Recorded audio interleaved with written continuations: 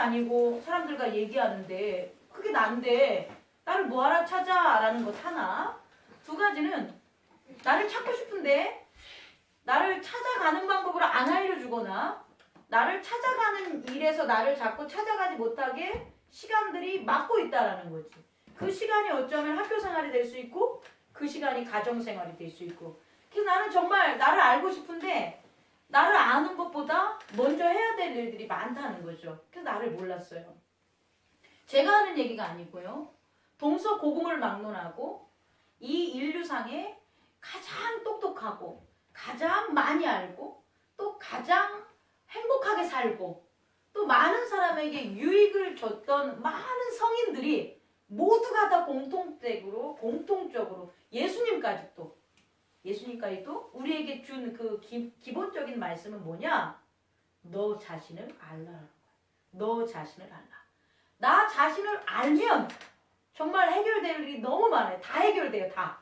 근데 나 자신을 모르면 아무것도 해결할 수 없어요. 그래서 저는 우리 교회가 성경을 통해서 예수님이 가르쳐준 말씀 안에서 우리 자신을 알려는 끊임없는 그런 과정, 길, 거기에는 예배도 있고 기도도 있고 어떻게 보면 대화도 있고 교제도 있을 수 있다는 거죠. 이 모든 것의 중심적인 목적은 뭐냐? 내 자신을 아는 거예요. 내 자신을 아는 것.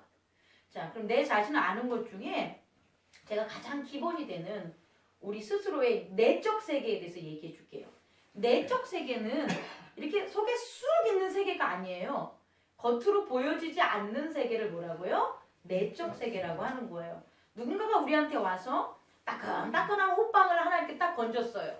그러면 호빵을 딱 바라보면 그건 외적 세계예요. 그러니까 호빵은 외적 세계예요. 근데 호빵을 건네주는 그 내적 세계는 뭐예요? 그게 뭐냐고요? 사랑해 이거겠죠. 나는 너를 위해, 나는 너에게 관심이 있어, 나는 너를 사랑해, 춥지, 위로해주는 것. 이게 바로 뭐라고요? 내적 세계가 되는 거예요.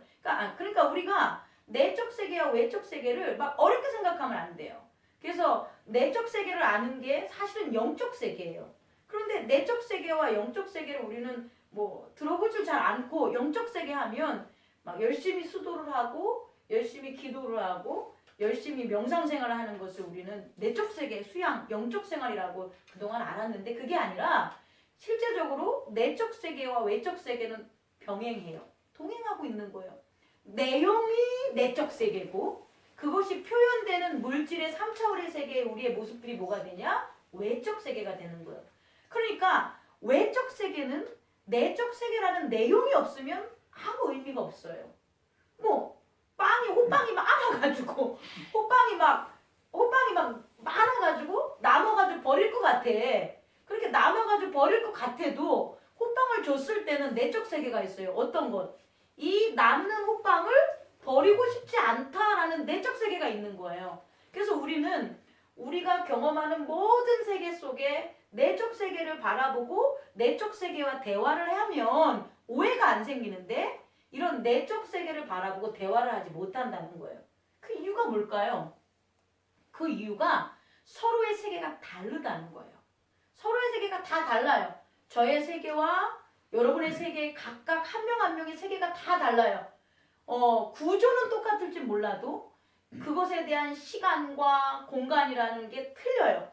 지구와 다른 별들이 지구와 달만 봐도 지구와 가장 가까이 붙어있는 달인데 서로 다른 공전주기와 서로 다른 자전주기를 가지고 있어요.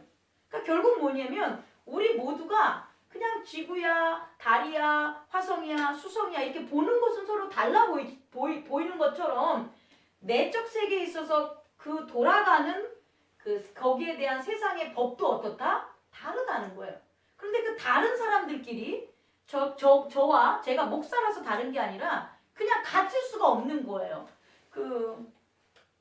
꽃들 이렇게 보면 동일한 종류의 꽃들도 동일한 모습으로 핍니까?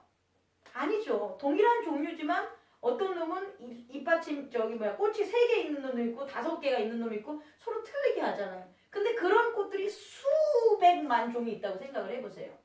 꽃이 아닌 것까지 풀, 나무 엄청 우리 인간도 그렇다는 거예요. 그런데 그 세계가 각각 틀려요. 근데 오직 인간만이 어떻게 되냐? 그 세계를 자꾸 획일화시키는 거예요. 그 세계를 동일화시키는 거예요. 그래서 법을 만드는 거죠. 다시 말해 내적 세계는 다양한데 외적 세계는 어떻게 되는 거예요? 같아요. 외적 세계를 같게 만드는 거예요. 계속. 내적 세계는 다양한데 그러니 그 속에서 갈등이 갈등이 안 일어나겠어요? 일어나겠어요? 갈등이 당연히 일어나겠죠. 그러니까 여러분들이 내 자식과 갈등이 일어나는 것은 아무 어떤 내 문제가 아니라니까요. 내가 내 자식과 갈등이 있는 건 나의 세계와 자식의 세계가 다른 것뿐이에요. 그러니까 내가 못돼서 그런 일이 벌어지는 게 아니라 세계가 다르기 때문에 그러는 거죠.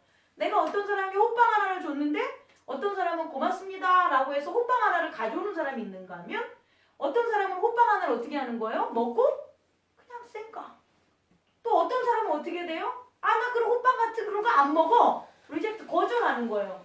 이런 것 때문에 속상해하지 말라는 거예요. 왜 속상해하지 말려면 호빵 하나를 받아가지고 자기 호빵을 주는 사람은 그 호빵을 그렇게 받아서 줄 만한 세상에서 사는 거예요 지금. 그런데 호빵을 받았는데 먹고 이렇게 입 닦아버리고 어떤 얘기가 없어 뭘 이렇게 주지 않아. 그럼 그 사람은 어디에 사는 거냐면 그런 세상에서 사는 거예요. 또 어떤 사람은 호빵을 주는데도 먹기 싫다고 거절하면 그 사람은 그런 거절하는 세상에 살고 있는데 그런 세상은 눈에 보인다 안 보인다? 안 보여요. 대신 어떻게 되냐? 드러나는 외적인 상황이 다르게 나타날 뿐이에요. 그런데 나 호빵 먹기 싫어라고 하는 세상에 살고 있는 사람한테 가가지고 내가 호빵을 줬는데 이 사람이 나한테 호빵을 다시 안 줬네? 그러면서 기분 나빠하고 화내고 저런 무식한 놈이 있나 혹은 예의 없는 사람이 있나 저렇게 사니까 바보지? 이렇게 한들 소용이 있겠어요? 소용없어요. 어쩌면 이런 생각도 할 것 같아요. 저렇게 사니까 네가 맨날 그렇게 살겠지 못 살겠지? 이런 마음도 가질 수 있어요.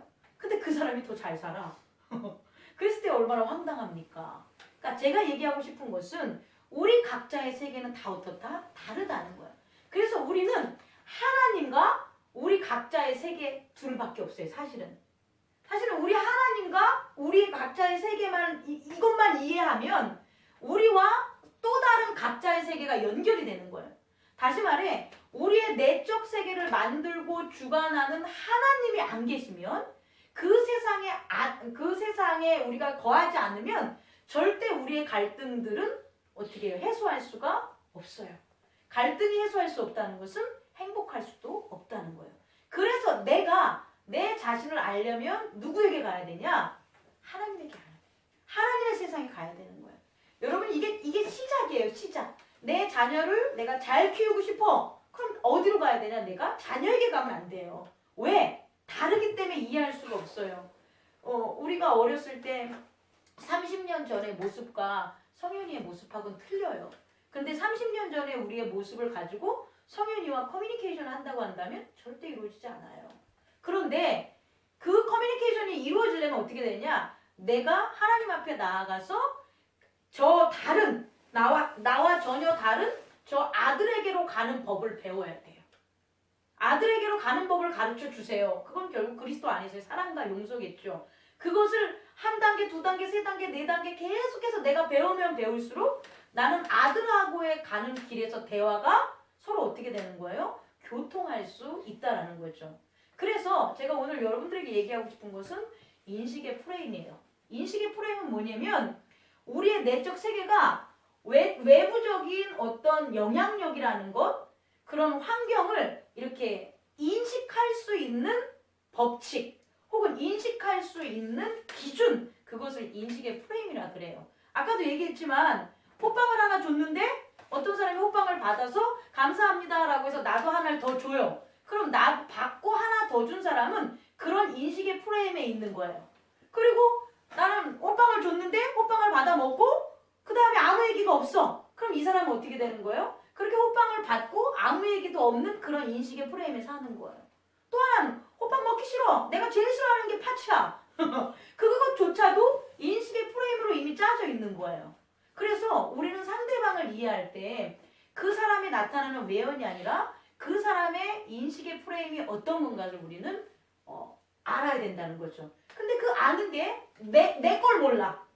내 프레임을 몰라. 내 프레임을 모르면 상대방의 프레임을 몰라요. 그래서 나의 인식의 프레임을 알기 위해서 우리는 어떻게 된다? 그리스도 예수 안으로 걸어가야 되는 거예요. 근데 진짜 신기한 건 뭐냐면요. 이 인식의 프레임은 있잖아요. 이런 나무 같은 게 아니에요. 프레임이 뼈대, 골조 이런 걸 프레임이라 그러잖아요. 근데 우리가 인식하는 게 마치 집을 져놔가지고 견고하게 집을 져놓은 거에서 막 막는 게 아니라고요. 이 우리의 내적 있는 인식의 프레임은, 마음에 있는 인식의 프레임은 뭐냐면 아주 유기적이에요. 막 공기와 같아요. 그래서 어떻게 되냐면 안 보이다가 무엇인가 외적으로 반응하면 그게 이렇게 나타났다가 다시 어떻게 돼요? 아니면 그 나타난 것들이 사라지다가 문이 열렸다가 문이 닫히다가 이와 같은 변형적인 모습이 고정되어 있지 않다라는 거예요. 그래서 인식의 프레임은 교정될 수가 있어요. 다시 말해서 인식의 프레임이 그냥 우리 집 짓는 이런 골조처럼 나무 세우고 철근이나 빔을 딱 세워놓은 거면 이것을 부실 때 엄청난 손해가 오고 엄청난 데미지가 있고 엄청난 아픔이 있어요. 그런데 그게 아니라는 거예요. 그건 세상에 있는 외부적인 그런 건물들이나 그렇게 지어진 거고 우리의 내적인 그런 인식의 프레임은 교정만 되면 돼요. 어떻게? 하나님의 그리스도의 법만 있으면 그것들이 기분 좋게 어떻게 돼요? 변형되는 거예요. 변형되는 거. 마치 그건 내가 발견하지 않았지만 이게 뭐죠? 손에 이렇게 육지 생활을 하다가 수중 생활을 하면 어떻게 돼요? 손이 물갈기가 생기는 거랑 똑같은 거예요.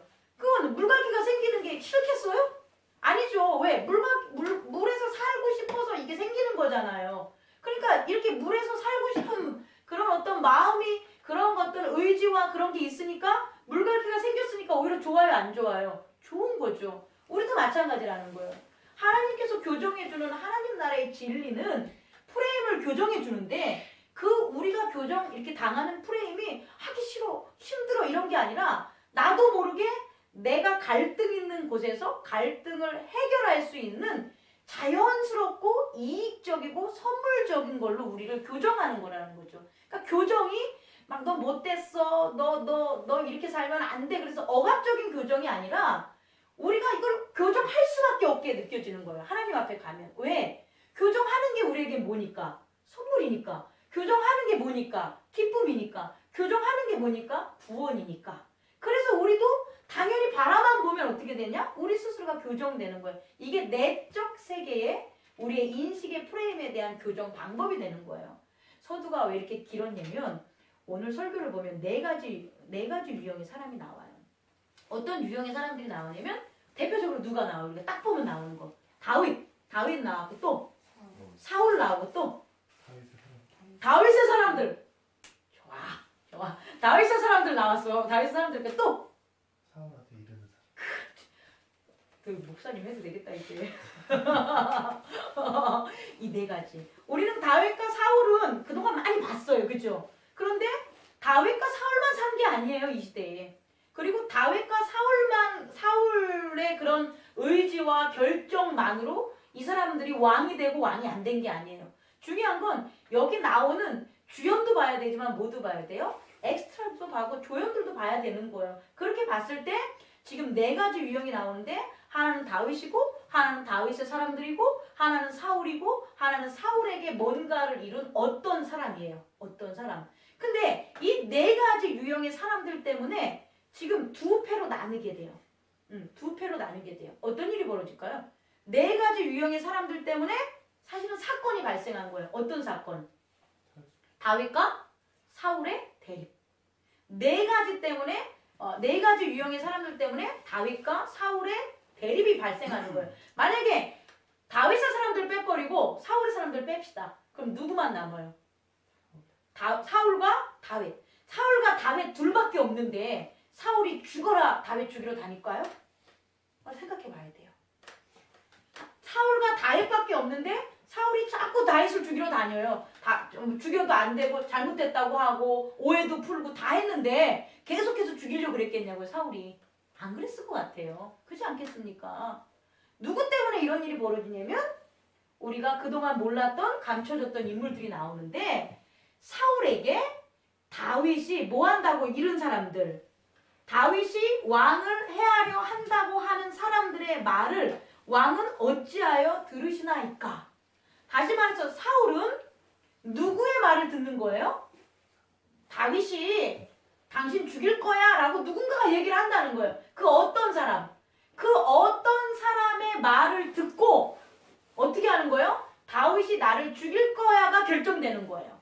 다윗이 나를 죽일 거야는 일어나지 않았어요. 일어나지 않는 일은 참이 아니에요. 일어나지 않았으니까. 근데 그 일어나지 않는 일을 누구의 말을 듣고 어떤 사람의 말을 듣고 일어나는 일인 양 믿게 만든 거예요. 그래서 뭐 했냐? 행동한 거예요. 그러니 여러분 일어나지 않는 일에 대한 판단을 한 거잖아요. 그러니 그게 정답이 될 수 있겠냐는 거예요. 다윗을 죽일 수 있겠냐는 거예요. 죽일 수 없죠. 그렇지 않겠습니까? 만약에 다윗이 당신을 죽이려고 합니다 라는 그런 공모가 있었어. 정말로 다윗이 사울을 죽이려는 공모가 있었어요. 그리고 그 공모는 실제적으로 벌어졌어. 누구를 통해서? 다윗을 통해서. 근데 그것을 사울에게 말전하는 사람이 들은 거야. 그러면 이 양상은 틀려져요. 왜? 다윗이 사울을 죽이려는 그게 뭐기 때문에? 참이기 때문에.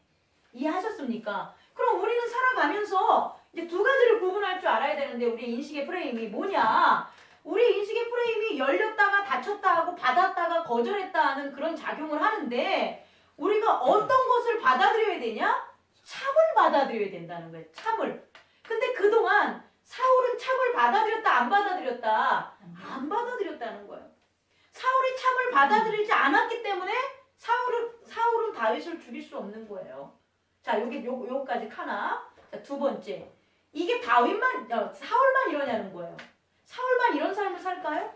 아니라는 거죠. 모두가 다 그래요. 모두가. 그런데 한번 보세요. 다윗을 한번 보면 지금 2절과 3절을 보면 우선 사울에 대해서 조금만 더 추가를 하면 사울이 블레셋 사람을 쫓다가 돌아온 거예요. 그러니까 사울은 지금 되게 피곤한 거예요. 우리 23장에 블레셋 군들이 이제 막 쳐들어와서 사울이 가게 되잖아요. 다윗을 죽이려 오다가. 그러면 시컨 블레셋 군 쫓다가 집에 와서 쉬는 게 맞죠. 왕궁에 와서.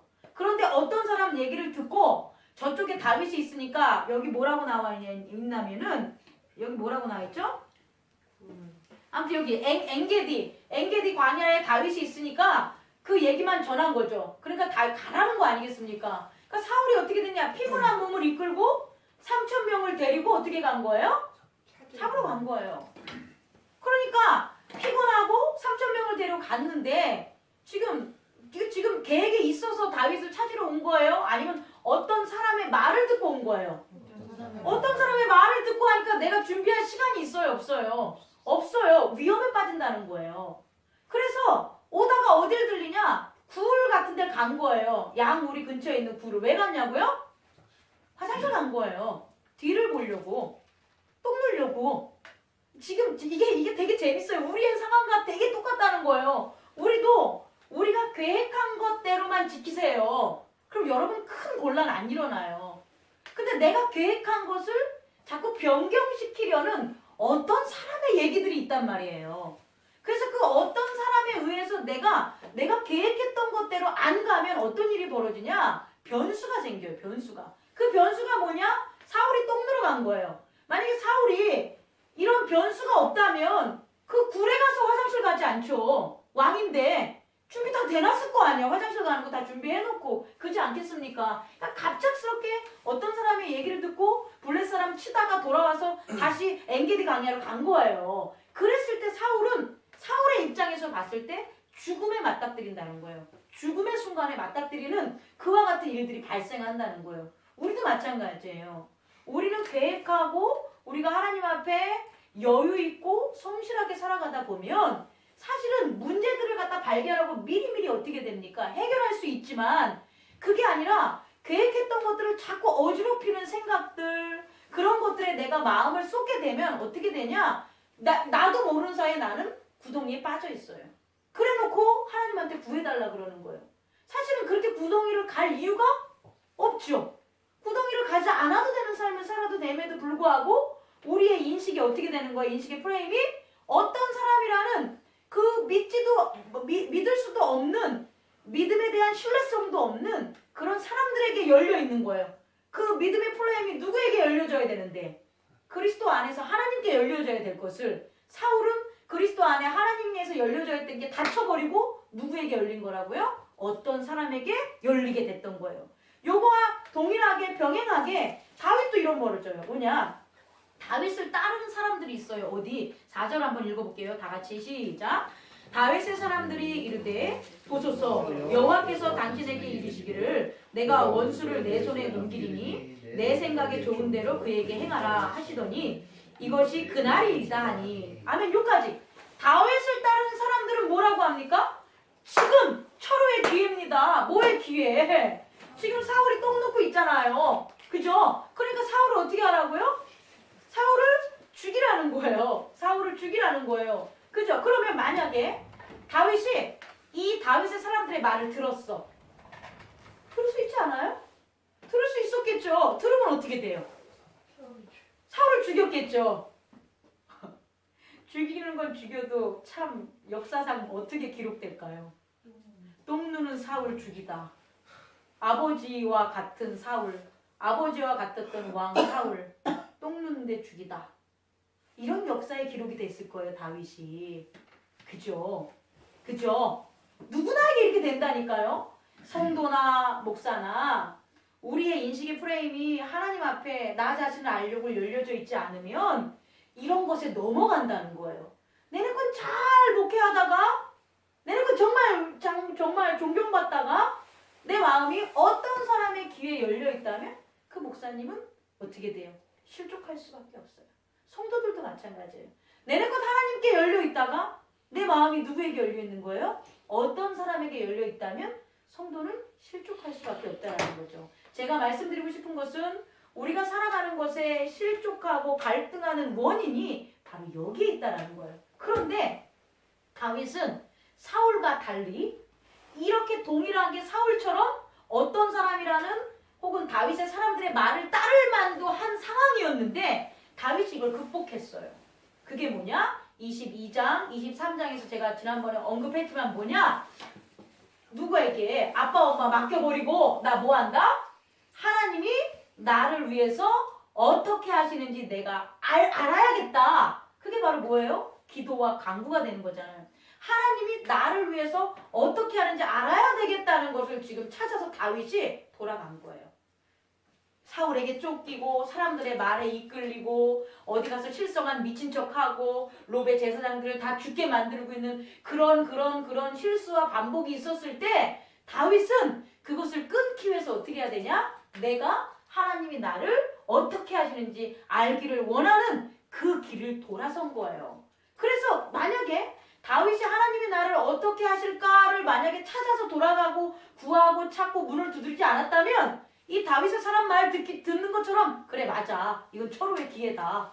그동안 나를 죽이려고 엄청 나를 힘들게 했던 사울이 지금 그냥 칼만 들어서 쓱 해도 죽게 되는 이 상황인데 이것이 바로 하나님이 준 구원의 축복이 아니고 뭐가 하나님이 준 축복이겠어? 하고 칼을 뺐을 거만 빼들었을 거라는 거예요. 그런데 그게 아니라 다윗의 마음이 22장 23장에 하나님에게 돌아가서 하나님이 도대체 나를 위해서 어떻게 하실 건가? 그것을 알려고 노력하는 그 삶을 다윗은 살았던 거예요. 그랬을 때 다윗이 그 다윗의 사람들의 말을 들었다 안 들었다? 안 들었다는 거예요. 안 듣고 어떻게 했냐는 거예요? 안 듣고 다윗이 일어나 사울의 겉옷자락만 이렇게 뱉죠. 그리고선 가서 뭐라고 얘기하냐? 6절에 여호와의 기름 부음을 받은 내 주를 치는 것은 여호와께서 뭐 한 거다? 금하시는 거다. 이건 누구만 한 거예요? 다윗만 한 거예요. 이거는 있잖아요. 하나님 앞에 나와서 하나님이 나를 위해서 어떻게 하실까를 기도하고 말씀 찾고 삶에서 찾으려고 노력하는 성결하고 거룩한 삶을 살아간 사람한테만 보이는 지혜예요. 그런 삶을 안 살아가면 하나님이 나를 어떻게 쓰실까에 대해서 전혀 생각도 않고 그냥 어떤 사람 말만 듣고 하는 사람들은 이 진리를 죽었다 깨어내도 어떻게 해요? 못 발견한다는 거예요. 못 발견한다는 거예요. 이게 바로 우리와 하나님을 섬기는 자와 섬기지 않는 자의 인식의 차이인 거예요. 바로 다윗은 그 전까지만 해도 사울과 동일했단 말이에요. 어떻게? 아이고 두려워. 왜 죽이는 거야? 요나단한테 막 원망도 하고 화도 냈잖아요. 그런데 하나님 앞에 돌아섬으로써 어떻게 되냐? 다윗이 가졌던 두려움과 시기와 질투와 이 모든 세상적인 것들이 어떻게 되는 거예요? 교정된 거예요. 교정돼서 어떻게 되냐? 여호와를 다시금 알게 되는 거예요. 어떻게? 이런 다윗의 사람들이 알고 있는 막 죽이고 포악한 이런 하나님이 아니라 어떤 하나님이냐? 용서의 하나님이라는 거죠. 그리고 하나님은 그 백성들이 서로서로를 사랑하기를 원하지 서로서로를 정죄하기를 원하지 않는다는 거예요. 그래서 뒷부분에 가면 뭐라고 나오냐면 여호와께서 나와 왕 사이를 판단하사, 다시 말해서 여호와께서 판단해서 사울을 죽이고 살리는 거지 내가 사울을 죽이고 살리는 게 아니다라는 것을 다윗은 뭐 한 거예요? 깨달은 거예요. 저는 이 말씀을 준비하면서 이런 의문점을 해소했어요. 뭐냐면 야, 왜 예수님께서 다윗의 그 계통, 다윗의 왕권을 이었지? 근데 우리가 유대인들 같은 경우는 떡그라니 다윗이 딱 들어가 있는 거잖아요. 사실은 생뚱맞잖아요. 다윗 왕이. 그렇지 않습니까? 위에 있는 뭐 예를 들어서 아브라함이라든지 이렇게 쭉쭉쭉 내려왔어요. 근데 제사장이잖아요. 그쪽은. 근데 다윗이 거기 쏙 들어가 있는 거예요. 그리고 히브리인들의 그 유대인들의 말 중에 다윗의 왕의 계통을 이었다는 게 아주 큰 의미로 이 사람들이 이제 내세우잖아요. 도대체 정말 혈통상으로 육체적인 것으로 다윗과 뭐 친척 관계 돼가지고 이렇게 혈통으로 내려오냐 이렇게 바라볼 수도 있겠지만 내적인 면을 보면 전 이거 같다는 거예요. 바로 뭐냐? 믿음에 있어서 하나님 중심적인 거예요. 그 하나님 중심적인 건 뭐냐? 여기서 다윗에게서 나타난 사울과의 관계에서 나타난 건 용서예요. 이거 용서할 수가 없어요. 유대인의 역대상이라든지 지금 열왕기상인데 우리가 가겠지만 역대상 역대하 보면 왕들이 쭉 나왔지만 다윗과 같은 왕이 없어요. 나머지 왕들은 다 어떻게 되냐? 눈에는 눈, 이에는 이. 이렇게 하는 그냥 세상의 법을 따랐단 말이에요. 그런데 유일하게 다윗 왕은 그리스도의 모습이 보이는 거예요. 그렇지 않습니까? 예수 그리스도께서 뭐 하신 것? 원수를 사랑하라. 지금 원수를 사랑하라는 그 놀라운 하나님 나라의 진리를 다윗이 실천하고 있는 거예요. 무엇을 통해서? 하나님이 나를 어떻게 위해서 하실까라는 기도와 간구와 그 하나님 앞에 있는 하나님이 교정해주는 그 인식의 프레임으로 자기가 교정되면서 다윗이 바뀌어버린 거예요. 이전에 다윗이 아니게 바뀌어버렸다는 거죠. 그래서 오늘 보니까 다윗과 다른 사람의 차이점을 딱 보세요. 자, 사울을 동일한 사람인데 다윗의 사람들은 사울을 뭐로 봐요? 원수를 보잖아요. 다윗은 사울을 뭐라 봐요? 여호와의 기름 부은 자, 나의 주, 로드로 보는 거예요. 여러분 우리가 그렇다는 거예요. 하나님께서는요, 예수 그리스도께서는요, 이 땅에 오셔서 우리들을 막 요술처럼 막 변형시키지 않아요. 우리들이 스스로 인식의 프레임을 변형시키기를 원해요. 그게 뭐냐? 예수 그리스도 안에서 하나님을 바라보는 거예요. 그냥 예수 그리스도 안에서 하나님을 바라보면 하나님께서 우리의 세상에 젖어있는 인식의 프레임을 어떻게 했냐? 바뀌어주세요. 교정해줘요. 그 교정해주는데 가장 완성된 교정의 결과물이 뭐냐 보면 원수를 뭐로 봐요? 형제로 보는 거예요. 원수를 형제로 보는 게 완성이에요. 형제를 형제로 보는 것은 아니에요. 형제를 형제로 보는 건 누구나가 할 수 있는 거예요. 그 누구나가 할 수 있는 걸 하기 위해서 예수 그리스도께서 십자가에 못 박혀 돌아가신 게 아니라는 거예요. 즉 예수 그리스도께서 이 땅에 육신의 몸으로 하나님께서 오신 이유는 뭐냐면 형제를 형제로 보는 게 아니라 원수를 형제로 보는 것. 육체를 육체로 보는 게 아니라 육체를 육체 안에 있는 뭘 보는 거예요? 내적 세계인 영을 보라는 것을 가르쳐 주려고 예수 그리스도께서 하나님께서 육신의 몸으로 이 땅에 오셨던 거예요. 그럼 이렇게 오시면 어떤 일이 벌어질까요? 이제 이렇게 왔어요. 이렇게 우리가 하나님 앞에 나아가서 다윗이 하나님을 구하고 찾고 해서 결국 그 프레임이 바뀌었잖아요. 바뀌어서 어떤 일이 벌어졌냐는 거예요. 그렇죠. 구원의 빛을 비춘 거예요. 구원의 빛.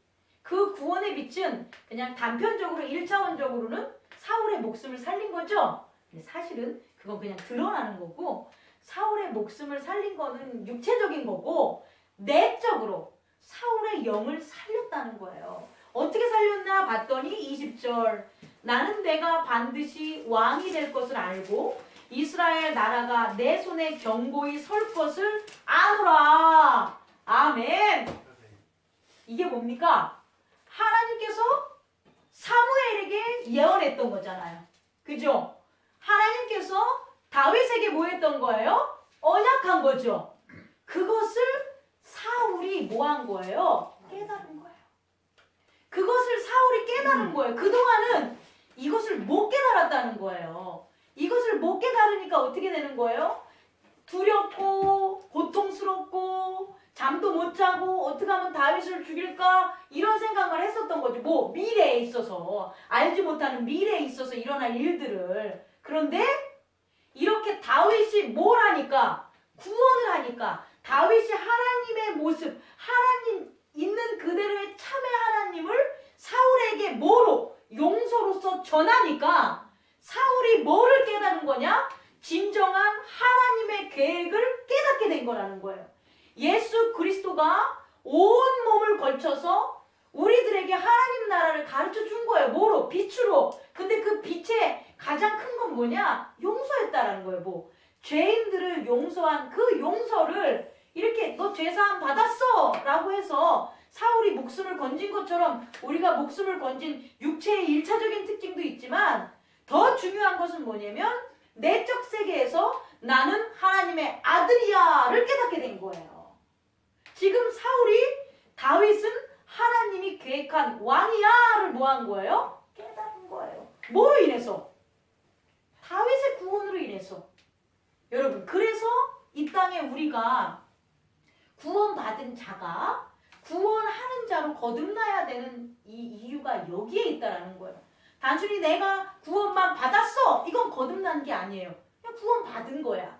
그런데 구원받았던 자가 죄인이 구원할 수 있는 뭐로 바뀌는 거예요? 거룩한 자, 의인, 그리스도와 함께하는 자로 바뀌어야 된다는 거예요. 지금 다윗의 모습을 통해서 사무엘상 24장의 내용을 통해서 우리는 다윗의 모습이 바뀐 것을 확인할 수 있다는 거예요.